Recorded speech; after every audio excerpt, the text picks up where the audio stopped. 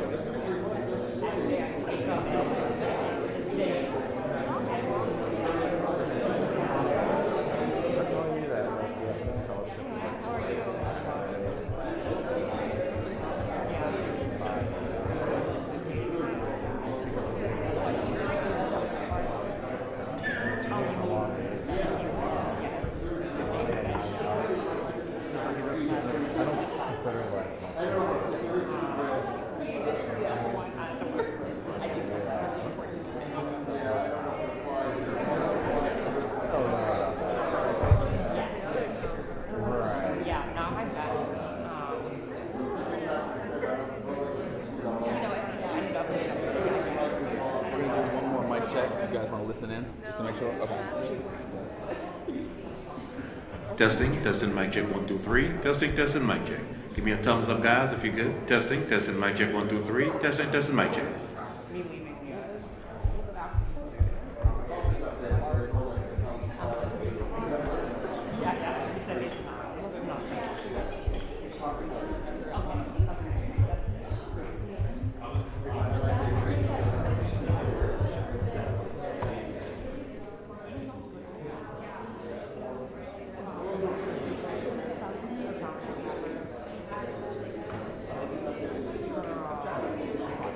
Yeah.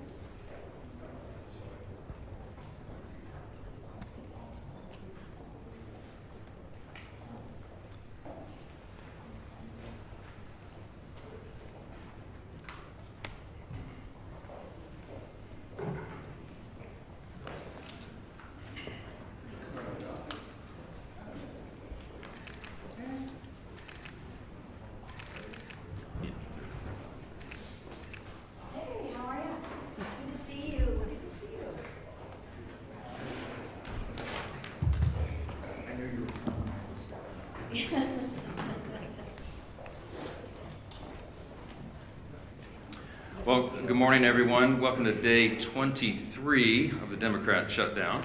And today, you all know, we have a special guest with us. We're delighted to welcome back to Congress, U.S. Secretary of Transportation, Sean Duffy.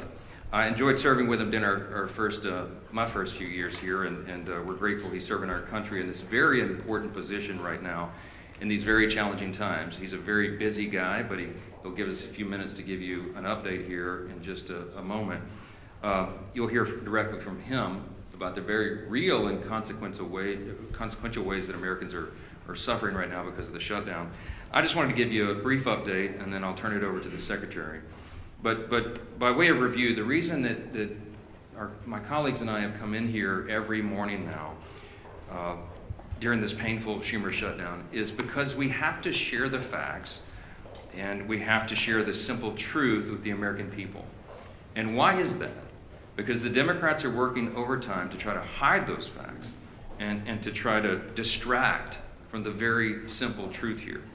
They want you to forget that just 5 Senate Democrats could reopen the government today. All we need is 5 of them. They try to pretend that their counter-proposal deal doesn't reinstate free health care for illegal aliens, $200 billion of taxpayer funds. They try to pretend that their counter-proposal would not send billions of dollars in wasteful spending for social projects in foreign countries overseas. They don't want you to look at the facts. They don't want you to look at the paperwork that they themselves filed as the counter-proposal.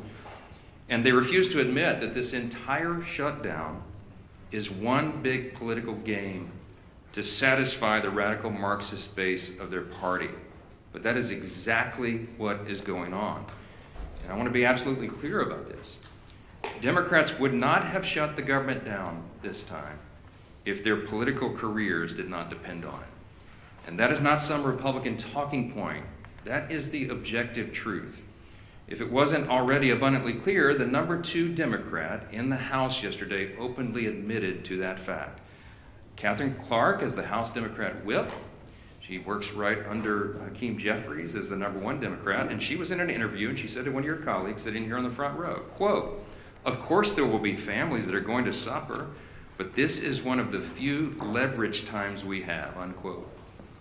It's shocking to hear them say that out loud. By her own admission, she knows that the American people are suffering. Democrats know that millions of federal workers are desperate for their paychecks. They know that thousands of flights have been delayed.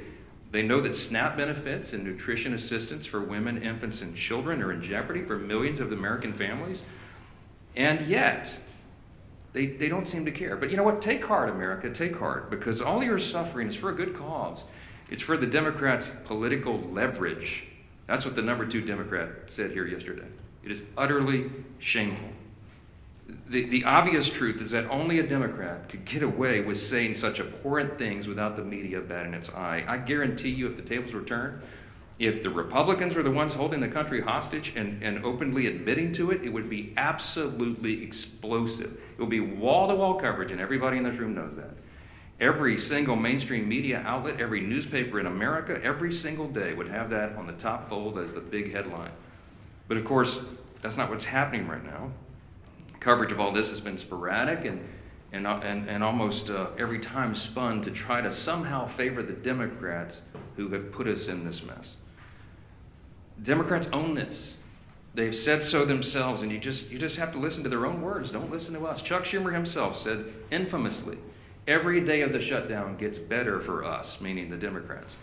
And then you had the Democrat whip here say yesterday, openly admitted, they're holding the country hostage for their political leverage. They're perfectly fine with that. They're perfectly okay with real pain being felt by real Americans as long as it helps their political agenda as they see it, as long as they can force $1.5 trillion new dollars in spending on America and get illegal aliens back on health care funded by U.S. citizens. That's their counterproposal.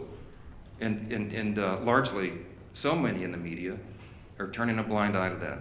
Well, as I said earlier, we've stood up here every day and talked to you about some of the terribly harmful effects that the Democrat shutdown is causing on Americans. We talked about troops at risk of missing their next paycheck. The nutrition assistance for women, infants, and children is under threat. Now, SNAP benefits will not be sent to those who truly need it. But there's another very important group of federal employees that we want to highlight today because they also aren't getting paid and the consequences are being felt around the country. Air traffic controllers, some people call the policemen of our skies, they have been showing up at work without pay. And news reports have suggested that these men and women are seeking outside employment just to keep their families afloat. Some of them are working these long shifts, and then they're hopping in a car and driving for Uber, or they're delivering for DoorDash all night. And you just have to think about what a heavy thing that is. These men and women have one of the most stressful jobs in America. They cannot be 99.5% accurate or 99.9% accurate. They have to be 100% accurate 24 hours a day, 7 days a week. And now they're being forced to work longer hours, take on multiple jobs, and maintain the same level of excellence, again, all while Democrats hold their paychecks hostage. This is what one air traffic controller said in their own words in an article, quote, "The financial anxiety doesn't just hurt morale, it directly affects safety. When someone responsible for thousands of lives a day is worrying about whether they can pay rent or feed their kids, focus suffers. Controllers were already underwater with pay and staffing before the shutdown, and now we're drowning," unquote.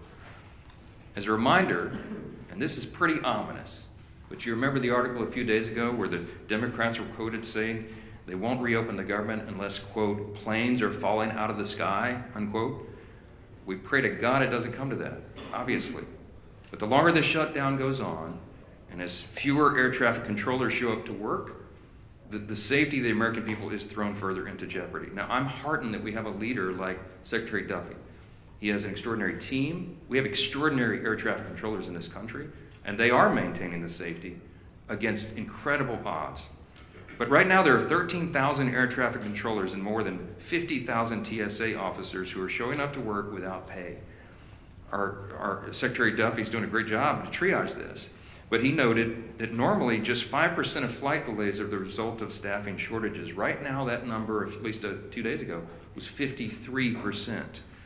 According to online flight tracking databases, there were 19,000 delayed flights from Saturday to Monday, and an additional 1,600 canceled flights during that same period. That number is only going to increase as the Democrat shutdown continues, especially as air traffic controllers are set to miss another paycheck on October 28. We are rounding into a holiday season, as we all know, and we're in the middle of the height of the football season. This is peak travel time for the U.S. Hundreds of thousands of Americans are going to travel to football games this weekend, for example. And if the current trajectory continues, many Americans could miss watching their favorite teams and reconnecting with friends and family. So football fans, hey, if you're stuck in the airport this weekend while your favorite team is about to kick off, you can blame the Democrats for that, all right? They own this shutdown and they own the consequences too. So now here to share this firsthand perspective, some of the ways the shutdown is stretching thin American air travel and all of our air infrastructure is our extraordinary Secretary, Sean Duffy. And then after he speaks, you will hear from the chairman of Transportation and Infrastructure, our committee here in the House, our good friend, Sam Grace. Mr. Secretary, thank you so much for your time. Thank you, Mr. Speaker. First off, I want to thank the Republican leadership team and Republicans in the House for your votes to keep the government open, keep the government funded. Usually this is a House problem. It's in the Senate right now. The Senate can't find the votes to keep the government open, and it's Democrat votes. And I thought you made a really good point, Mr. Speaker, that I do think in the Democrat senators' hearts, they want to vote to open the government up. They don't want to hurt the American people. But we've seen they have a radical base, a base that's out of control. And if they vote to open up the government, what's going to happen is they are going to be primaried. They are going to be attacked. Maybe their funding might dry up. And so this shutdown is not about the American people, not about the pain that America experiences because of the shutdown. This is because Democrats are concerned about their own hide, and they've sold the country to the most radical element of their country. And I think that's really shameful. It's too bad. I also want to thank the Congress, led by Sam Graves. Many of you have seen what's happened with our air traffic control system. It's old, it's antiquated, it's safe, but it has to be massively rebuilt. We need a new system, and I want to thank the House for leading that effort. We've asked for $31.5 billion. We got a down payment of $12.5 billion to begin that really important work. Before the shutdown, we have crafted our teams in a way that can keep that work moving forward. It doesn't stop during the shutdown. Because, again, 6 months from now, you all won't care that Democrats shut the government down. You'll want to know what the results are and the progress of building this new system. So that is still operational. But I do want to talk about air traffic controllers for a moment, because I think this is incredibly important. They're angry. I've gone to a number of different towers over the course of the last week to 10 days. They're frustrated. They're frustrated that the Congress is focused, at least in the Senate, on paying for health care benefits for illegals as opposed to paying their paychecks for the great work that they provide to the American people. That makes them angry. You've seen, as the speaker mentioned, across the national airspace, we see there's certain centers or TRACONs or towers where we'll see a lower staffing. When we have lower staffing, what happens is you'll see delays or cancellations. But it's not one tower, it's not one TRACON, it's not one center, it's maybe one center one day, it's a TRACON another day, it's kind of moving throughout the national airspace. But it's causing disruptions. So a week ago, last Tuesday, air traffic controllers got 90% of their pay, because that paycheck came from most of it for the work they did in September. So they got most of the money. Next Tuesday is the first paycheck that they will not receive for the work that they did in October. And to the speaker's point, we have air traffic controllers who work more than 5 days a week. They work 6 days a week to make sure they can cover air travel throughout the country. And so if you have a controller that's working 6 days a week, but has to think about how am I going to pay the mortgage, how am I going to make the car payment, how am I going to put food on my kid's table, they have to make choices. And the choices they're making is to take a second job. Well, I don't want my air traffic controllers to take a second job. I want them to do one job. I don't want them delivering for DoorDash. I don't want them driving Uber. I want them coming to their facilities and controlling the airspace. But they're having to make decisions about how they spend their time to make sure they put food on their table, feed their kids, and support their family members. I want to make one other point really clear. Some have asked about safety, or you maybe ask me if I'll let you give me some questions. Safety is paramount for us. And so if we don't have the staffing levels in a tower, TRACON, or center, you will see us delay traffic. You will see us cancel flights.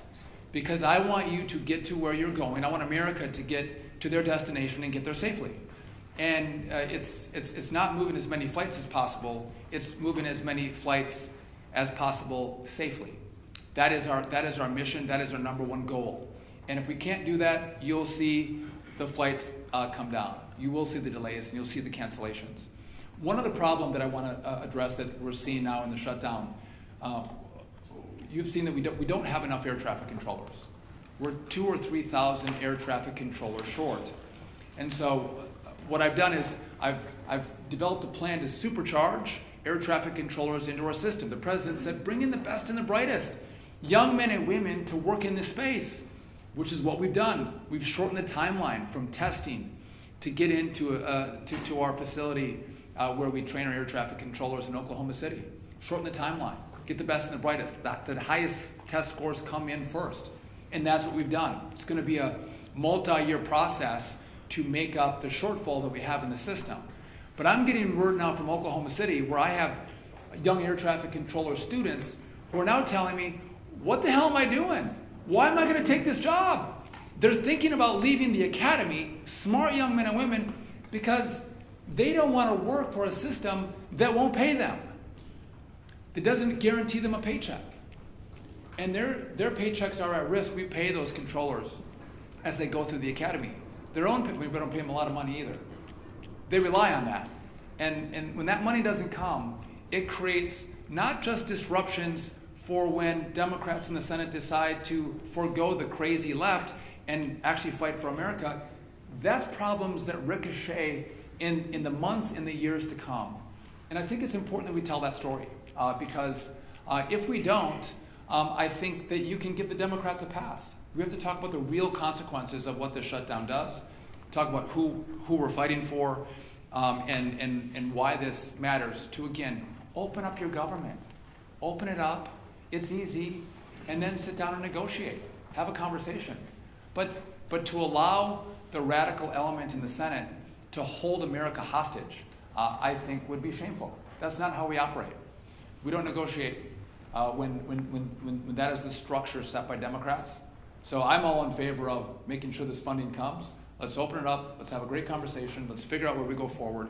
And I think that would be the most common sense approach. But I'll just tell you this. I want to reiterate, we are all about safety. And we will make sure we work every day on that part of our job. But again, I can't guarantee you that your flight's going to be on time. Controllers coming in to work every single day. And again, my message to them is, one, thank you for coming and working. We appreciate that. Come to work, even if you don't get a paycheck. We need you to come to work. But if they do not, we'll know whose fault it is. And I just want to say, as I introduce Sam Graves, Sam has been a champion in the airspace. The industry loves him. No one has done more to drive this reform of how we build a brand new air traffic control system, thinking it through, driving it through the Congress, making the sales pitch than Sam Graves. And I couldn't be more grateful for his friendship and partnership. And so I think Sam is going to go right now. And I appreciate the leadership team here as well. Even guys from Minnesota are okay too. So thank you. Thanks, Mr. Secretary. As Chairman of the Transportation Committee, I do want to point out what has already been pointed out, and that is our skies are safe. They are very safe for folks to travel and for folks to be able to get to where they need to go. And I do want to commend our air traffic controllers straight up, because, and this just goes to show you just how steadfast they are. They're showing up for work, they're doing the job, and they're making sure that our skies stay safe. I've got a number of good friends who are air traffic controllers, and they have expressed extreme frustration because of this situation. They're worried about getting paid. They're worried about, as was pointed out, meeting that mortgage and being able to make the car payment or whatever the payment is that they have to do, or take care of their family. Something as simple as that. I do want to commend the Secretary and the President for filling all of the open seats at the Academy in Oklahoma City. They hit their quota of 2,000 new air traffic control students that are learning, and I want to commend them on increasing the pay for students going to the Academy. It's needed, and it's also needed to be able to attract the best and the brightest that are out there. As the Speaker pointed out, this is political gamesmanship on Senator Schumer's part, and it's unfortunate that he's weaponizing the air traffic controllers and he's weaponizing families as we go into the holiday season when it comes to those delays that will ultimately probably happen and the cancellations that are probably going to happen. And as the Secretary pointed out, we need to remember who it is that is causing this and why they are causing this. This is political games. All we need to do is pass the clean CR so we can move forward and then talk about these things that need to be talked about. So, thank you. Mr. Leader. Thank you, Sam. I appreciate the job that our Chairman of the Transportation Committee is doing. Really appreciate the job that our Secretary of Transportation, Secretary Duffy, has been doing, and especially want to thank those air traffic controllers who are showing up to work. Work that even in normal times is an incredibly stressful job. You know, as you can imagine, at any airport in America, but especially the busy ones, you might have dozens of flights coming in and out every single hour. And their job is to manage those flights so that everybody on those planes lands or takes off safely and gets to their destination safely. That's their job, that's their priority, it's their passion. And yet, when you add to that, again, in normal times, an incredibly stressful job, when you add to that the uncertainty of whether or not they're even going to get paid, while they still have the obligations of paying their house note, their rent, their car note, putting food on the table, adding that extra level of stress to an already stressful job is really straining the system. And so, as Secretary Duffy talked about, some have taken get second jobs. jobs that take them away from their current job. It's led to flight delays. It's led to real hardships for American families. As we're approaching Easter, Thanksgiving in just a couple of weeks. Imagine you're planning your Thanksgiving vacation to go see your family somewhere else. Maybe a kid returning from college to go see their family for the first time in a few months. And you don't know if the flight is going to be scheduled, if the flight's going to be on time, if you're going to be able to make it home. This is unnecessary. And people are starting more and more to ask the question, why is this going on? Why do Democrats continue to vote no? Not on a bill that solves all of our differences, a bill that just keeps the government running, puts the food on the table of those air traffic controllers while we negotiate our differences. That's all we're talking about, a clean CR, a bill that just lets us keep the government running while we still negotiate the big differences we have. And more over the last few weeks, you've heard Democrat senators say it out loud while they're casting no vote after no vote after no vote. Hundreds of times, by the way. Over 600 times, Democrats in Washington have voted to shut the government down. Think about that. Over 600 times between the House vote, the Senate votes over and over again as if it's just some repetition. All it takes is 5 Democrat senators to have the courage to say, let's just open the government back up again so we can negotiate our differences. But they're starting to say publicly what we've said out here, what they've been saying privately, is they're scared to death of their far left radical base. That's why the Democrats did it. It has nothing to do with policy differences. That's what we can negotiate when the government's open. And everybody knows that. And so why are they doing it? And here we go. And you heard the speaker talk about it. But you had the House Minority Whip. Quote, shutdowns are terrible, of course. There will be families that are going to suffer, but it is one of the few leverage times we have. Leverage. Yeah, sure, they're okay with people suffering, but boy, does it give them leverage. For what? To appease their radical base, to show their radical base they're fighting Donald Trump. So they've made the calculation it's okay to cause suffering to families. Schumer, of course, quote, every day gets better for us. Who's us? It sure isn't the American people. It sure isn't those air traffic controllers who are working 6 highly stressful days managing safely our air traffic control system while then they leave that job to go drive for Uber or for DoorDash. That's not a better day for them, but boy, Chuck Schumer's happy. Bernie Sanders, quote, you reopen the government and we lose our leverage. That's what this whole shutdown is about. Close quote. That's Bernie. Leverage. You hear it over and over again. The American people, especially federal workers, are considered by Democrats to be leveraged, to be pawns in their game. Senator Coons, quote, the point of this shutdown is not just suffering for suffering's sake, but to make a point. What point?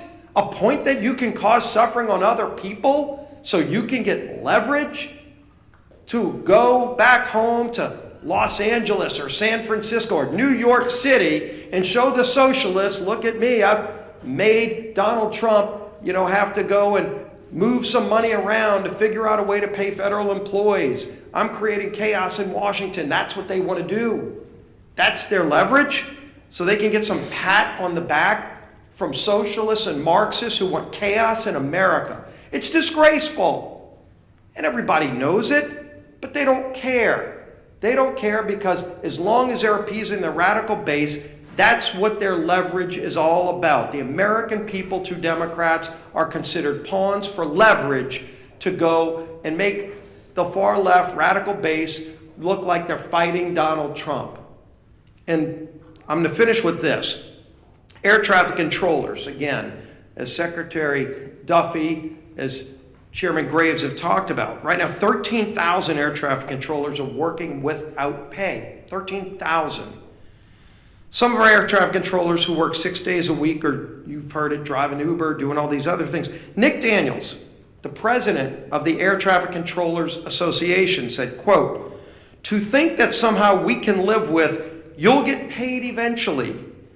That doesn't pay the controllers. That doesn't pay the mortgage. That doesn't pay gas. That doesn't pay the food bill. That's the burden. That's the burden, those 13,000 air traffic controllers whose job every day is to keep us safe when we fly on airplanes is. And why do they have that extra stress? Why do they have that extra burden? So that Senate Democrats can feel like they've got leverage over who, over what, to what end. This is madness. There is no end for them. They just think this is some kind of game and the American people are pawns in that game. It's got to end. Our whip, Tom Emmer.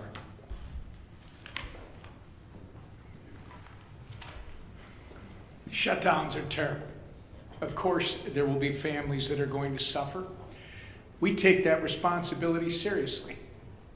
But it is one of the few leverage times we have. You've heard that 3 times now. A direct quote from the number 2 Democrat in the House, Catherine Clark. Meanwhile, in Massachusetts, which is Catherine Clark's home state, 45,000 federal workers are being forced to figure out how they're going to pay their bills next week. More than 1 million SNAP enrollees and 123,000 women, infant, and children who require nutritional assistance, they're going to be impacted, Catherine. Telehealth services and a home hospital program have been put on pause. Tens of thousands of travelers who come through Massachusetts airports are at risk of experiencing flight cancellations and delays, as you heard from the secretary this morning. Obviously, we can go on and on about the ways people in Whip Clark's home state and across the country are being forced to suffer because the Democrats refuse to reopen the government. But they don't care, because to them, suffering is leverage. To them, this is one big political game. It doesn't matter that millions of Americans are hurting because, as Chuck Schumer says, every day gets better for us. What a disgusting, despicable mentality to have. The truth of the matter is, Democrats could end their shutdown madness today if they would simply do their jobs. All they have to do is stop playing politics, pass our clean CR, and reopen the government for the people they were elected to serve. We're going to continue giving them opportunities to do the right and reasonable thing. The question is not whether they are able. The question is whether they are willing. I hope they come to their senses soon. But until then, we're going to hold them to account, and we expect everyone in this room to do the same. Lisa McClain. Thank you, and thank you, Sam, for being here today, and thanks, Secretary Duffy, for being here as well to talk about the reality of the air traffic controllers and the American people. The American people deserve the truth. Republicans are out there serving the American people, while Democrats are using suffering of the American people as leverage. And let me say that again because I believe it is warranted. Republicans serve, Democrats use. And you don't have to take my word for it. I know you've heard it, but I need to say it again because I was on a news station this morning, and when they played Catherine Clark's comments, they're like, the question to me was, why are Republicans so upset about it? Like, that was the why are Republicans upset about it? Everybody should be upset about it. I mean, this is what she said. The second highest ranking Democrat in Congress. This is what she said yesterday. Congresswoman Clark admitted, and I quote, "Of course there will be families that are going to suffer, but it's one of the few leverage times we have." Let that sink in for one moment. They are admitting, she is admitting, yes, American families are going to suffer.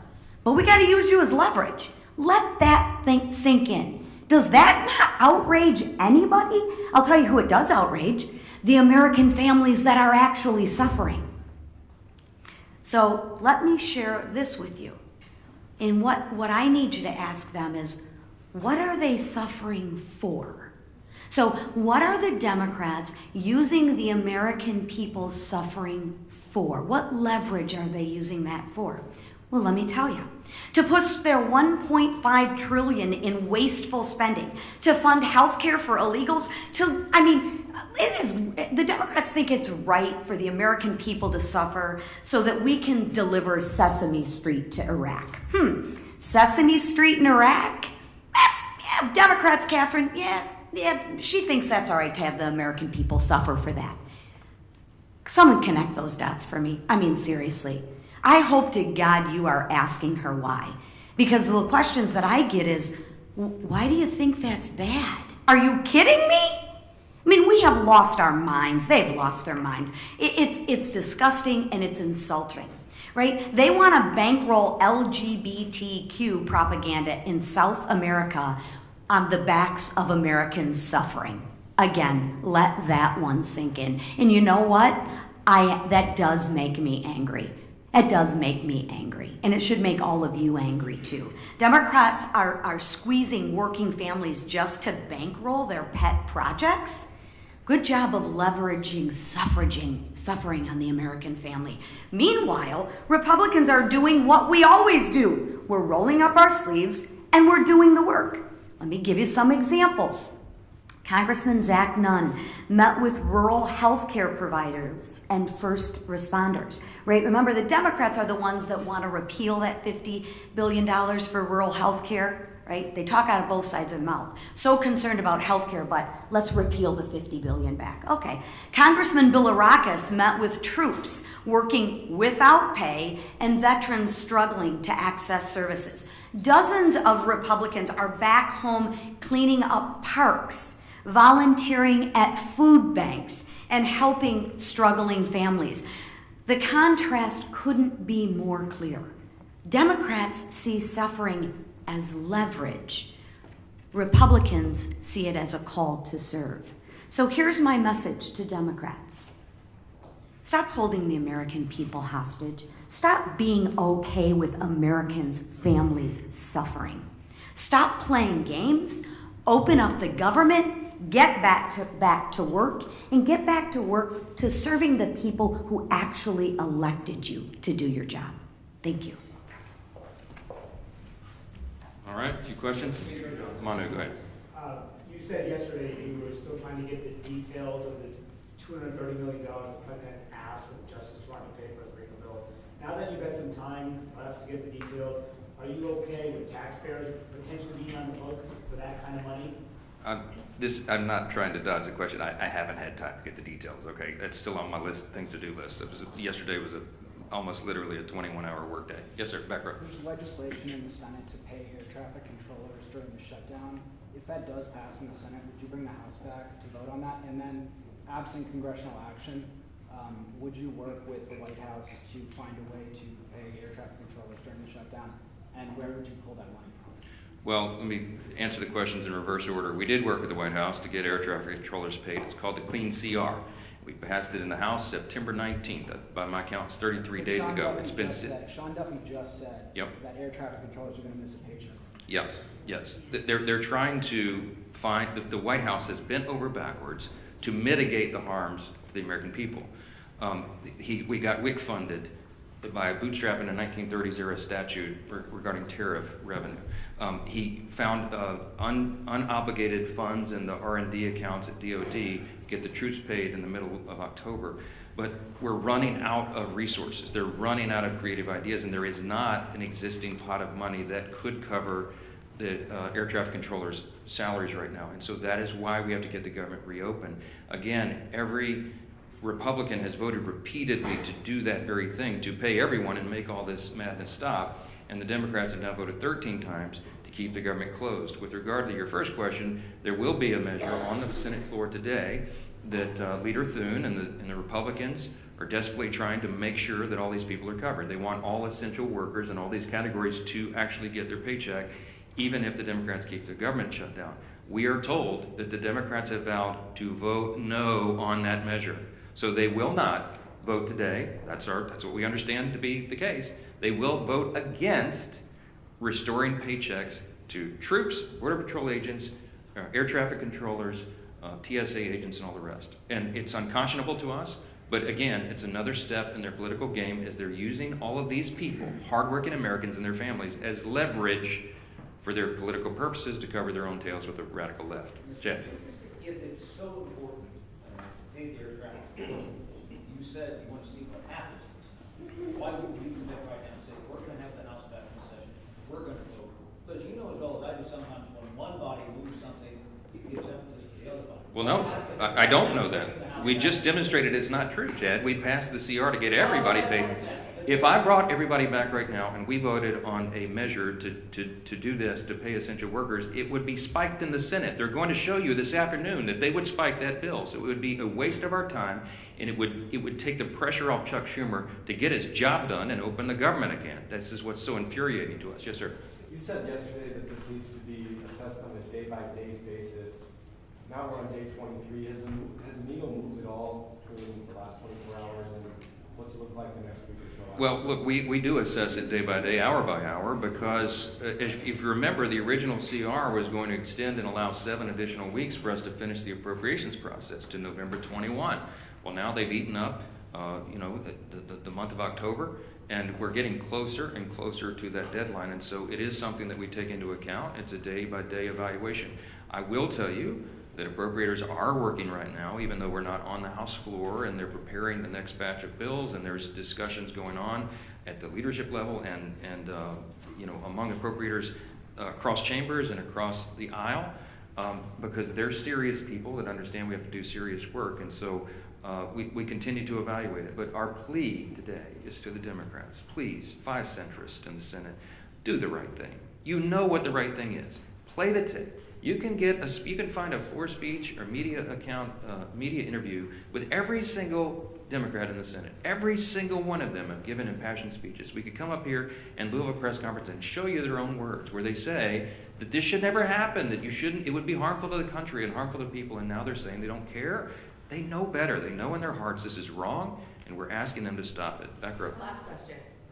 Speaker Johnson, Louisiana and a lot of other states have warned SNAP recipients they won't get benefits next month. Reportedly, Senate Republicans are considering a bill standalone on that. If they did pass it, would you be open to doing so here? If the Senate passes the bill, then the House will address that. I talked to my Governor Jeff Landry in Louisiana, who greatly laments. We have lots of SNAP recipients in our state, as we do in many others. And you're talking about, I think it's 42 or 43 million Americans rely upon that vital service. And it's unconscionable that they would be held at bay and held as leverage on this. That's the pain that Chad Perkam asked Whip Clark yesterday, the pain that American families would suffer. And she said, yeah, it's regrettable, but hey, this is our time of leverage. We just let their own words speak for themselves. We're not for that. The Democrats are. I'll leave you with this thought. Republicans have now voted 13 times to open your government. The Democrats have voted 13 times to close it. The Democrats own this shutdown and all these horrible consequences, and you need to remind them of that. Thank you. Appropriations bills, Speaker Johnson.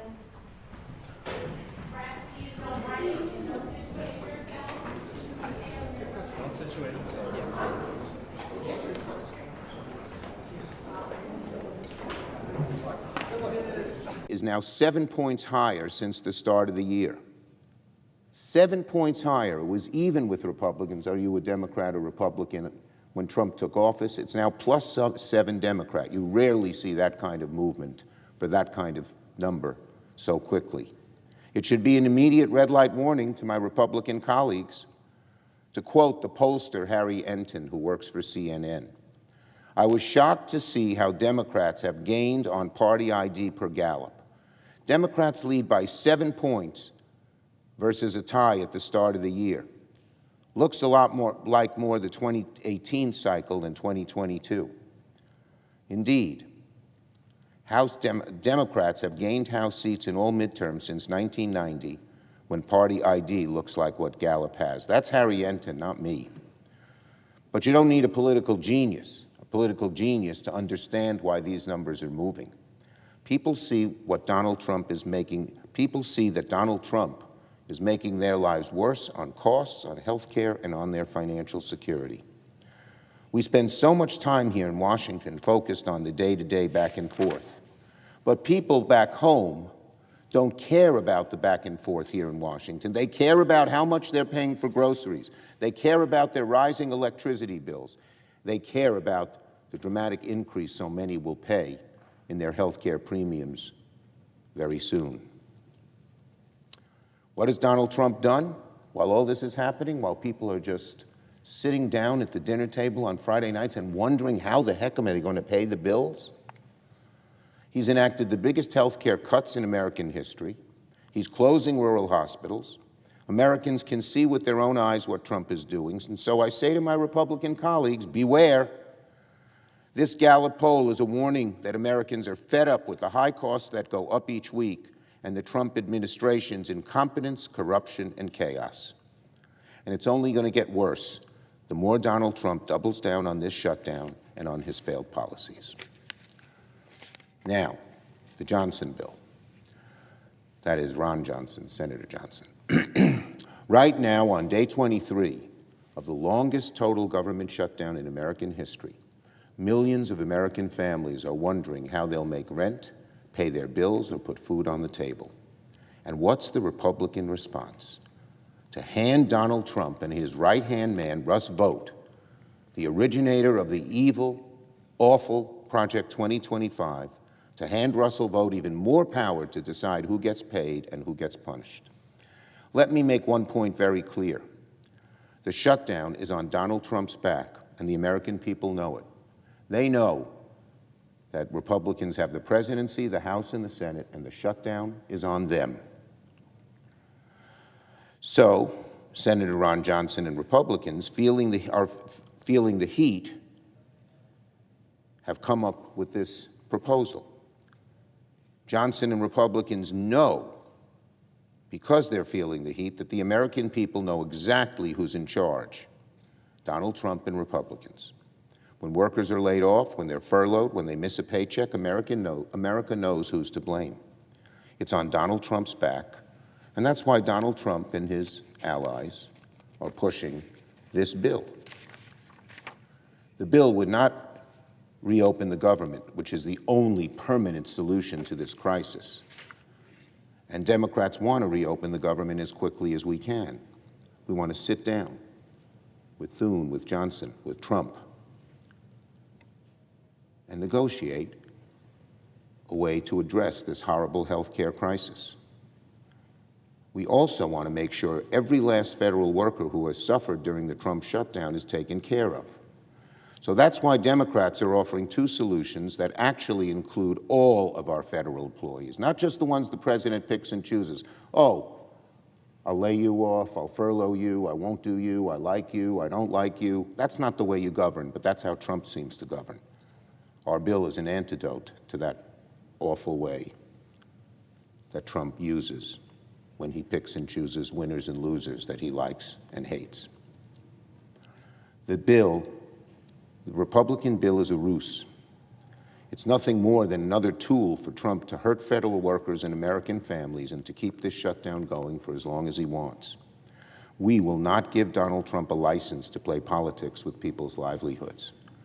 That's why we oppose this bill, the Johnson bill, because it doesn't end the pain of the shutdown, it extends it. The only way to pay every federal worker is for Republicans to get serious, sit down with Democrats, avert their health care crisis, and reopen the government. I yield the floor.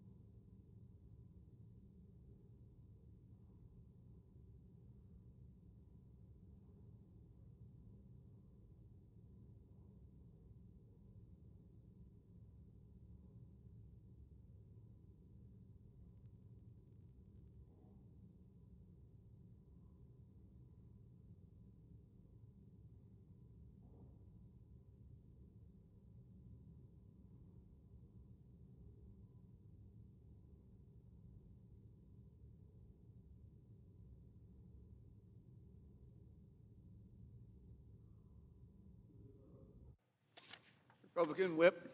Mr. President, I ask unanimous consent to waive the mandatory quorum call with respect to cloture on the motion to proceed to calendar 191 S3012 and the Tableson nomination. Without objection. Thank you, Mr. President. Mr. President, today is day 23 of the Schumer shutdown of the government, and we just heard the minority leader right here on the floor continue to practice the politics of pain, and it's pain felt by the American people. Remember, Senator Schumer is the one that said to the press, every day gets better for us. I don't know who us is. It's not the American people, not the people who come to work all across the country, the Wyoming National Guard, people all around America, people in your state as mine, Mr. President, people who aren't going to get paid. Senator Schumer said, can't we do anything about it? Yeah, they could vote to open the government. Yesterday, they decided once again to vote to keep the government shut. And tomorrow, hundreds of thousands of federal workers are going to miss their paychecks because Chuck Schumer and the Democrats will not vote to open the government. Won't do it, haven't done it. 23 days. Democrats have now set the record for the longest full-time government shutdown in American history. In previous shutdowns, some of the agencies stayed open. Not now. Longest history of the United States government shutdown of the entire government. Because this time no one's getting paid. Not the police officers who had to come in during the so-called filibuster by the senator from Oregon, Senator Merkley. None of the people at the desk, none of the people who were working around the Capitol, none of even the Democrat staff or the Republican staff who were here as Senator Merkley droned on and on and on through the night, reading the same poem 4 times. To no avail. It was rubbish, all of it. Democrats have shut down this government, and they are punishing the American people as a result, and they're more concerned about playing politics than they are about protecting working families. It's a big game that they're playing as American families suffer, and they don't seem to care that families are suffering. They're actually bragging about the fact that families are suffering. This is the whip, the Democrat whip in the House of Representatives. What did she say this week? It wasn't just some slip of the tongue. She was in an interview. There's a video of her on television. I saw it earlier this morning, of saying, of course there's going to be families who are going to suffer. Of course, she says, there's going to be suffer, almost gleefully, because it's one of the few leverage times we have. That is the Democrat whip of the House of Representatives. You may have served with her, Mr. President, when you served in the House before coming to the Senate. You know this individual. This is the politics of pain practiced by the Democrats, and apparently they don't believe that withholding paychecks or stamps or funding to feed women and infants and children is a problem. They think it's leverage. They think it's a big game. Leverage for what? To give taxpayer-funded health care to illegal immigrants? That's one of the demands that we got from Chuck Schumer in the letter, the demand to open the government. Lay it all out there. What do they want? Lots of things, including health care free, paid for by taxpayers for illegal immigrants. They wanted $1.5 trillion in permanent new spending added to the debt. Because who are they trying to impress? The radical wing of the Democrat Party. Their radical left wing. That's what the Democrats are trying to do. That's what Chuck Schumer is trying to do. He doesn't care. He's standing here talking. He's only talking to one group. It's the radical wing of the party, the people in New York who've nominated Mondami to be the mayor of that city.